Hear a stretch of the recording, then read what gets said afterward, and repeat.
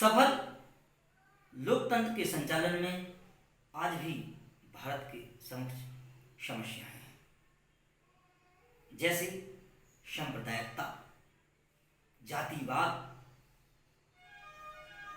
चुनाव में धन बल का प्रयोग और मतदान का गिरता प्रतिशत। यह प्रदर्शित करता है कि हमारी जनता में 100% की चर्चा कर रहा जनता में अभी भी लोकतांत्रिक मूल्यों के प्रति एक उपेक्षा का भाव है। ये एक चर्चा का विषय है। इन पर सांप्रदायिकता, जातिवाद, राजनीतिक अपराधीकरण, चुनाव में धन का प्रयोग, राजनीति में गंदी जबान, चुनाव में खरीद फरोख्त, ये कुछ ऐसी समस्याएं हैं कि हिंदुस्तान के लोकतंत्र को खोखला कर सकती हैं। हम सबको ये विचार करना होगा कि इन समस्याओं का निराकरण कैसे हो, कैसे अच्छे राजनेता, अच्छे लोग चुनाव जीतकर आएं और हमारे लोकतंत्र को दुनिया का एक ताकतवर लोकतंत्र बनाएं। ये ऐसी मैं आशा करता हूं। नेक्स्ट, आर्थिक विकास। ये बहुत इंपॉर्टेंट है और एक आज़ादी से लगा करके, आज़ादी के पहले, आज़ादी के समय और आज़ादी के बाद, ये एक ऐसी समस्या है जिस पर विजय पाना बहुत जरूरी है। अगर ये समस्या, आर्थिक विकास की समस्या, इसको चूंकि व्यापक रूप में हमको देखना होगा कि एक भूखे व्यक्ति के लिए वोट की कोई कीमत नहीं होती। अगर लोगों में राजनीतिक उपेक्षा,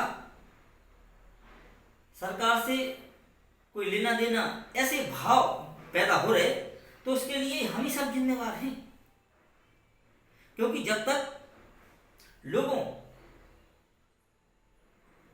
में राजनीतिक समानता नहीं आई है, किसी का कोटेशन है कि आर्थिक समानता के बिना राजनीतिक समानता का कोई अर्थ नहीं होता। गरीबी, बेरोजगारी, आर्थिक असमानता, इनको मिटाना होगा। देश के संसाधनों का लाभ समाज के प्रत्येक वर्ग को पहुंचाना होगा। तभी हमारा लोकतंत्र एक सफल लोकतंत्र के रूप में, एक सशक्त लोकतंत्र के रूप में सामने आए। नेक्स्ट, हम एक बहुत महत्वपूर्ण टॉपिक पर चर्चा करने जा रहे हैं, जो है परीक्षा विशेष।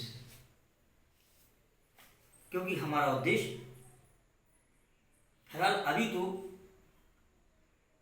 परीक्षा में, आगामी परीक्षाओं में एक अच्छे अंक प्राप्त करना है। इंटर नाट्यशास्त्र में 5 प्रकार के प्रश्न आते हैं। इनके विभाजन को, अंक विभाजन को और शब्द विभाजन को समझना बहुत आवश्यक है।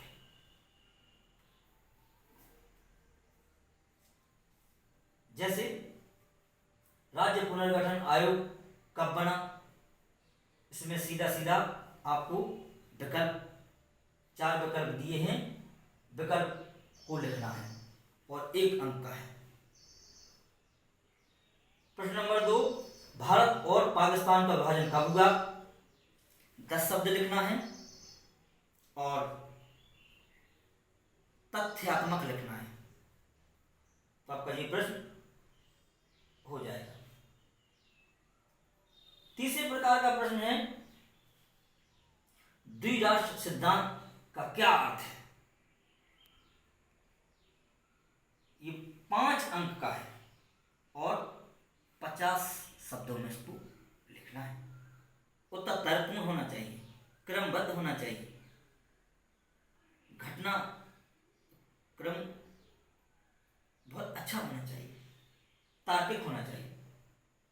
चौथा प्रश्न है, भारतीय संघ में हैदराबाद का विलय किस प्रकार हुआ?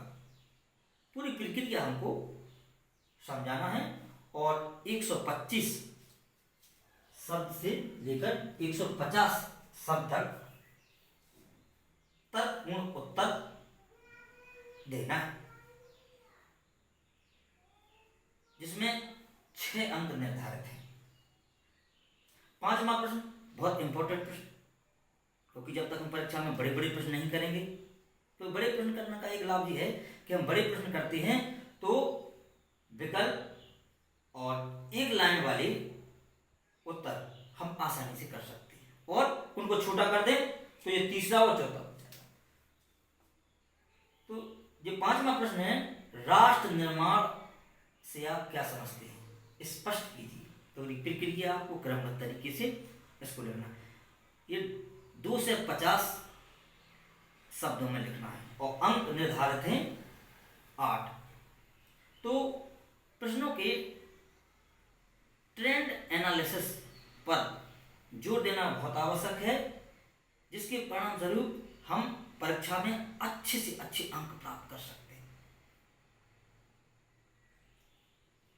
आप सबको जी राष्ट्र निर्माण की चुनौतियों का पूरा भाषण लेक्चर मैं आशा करता हूँ कि समझ में आया होगा, और ये आपकी स्टडी करने में, अच्छे अंक दिलाने में, एक अच्छे नागरिक बनाने में एक मददगार साबित होता है।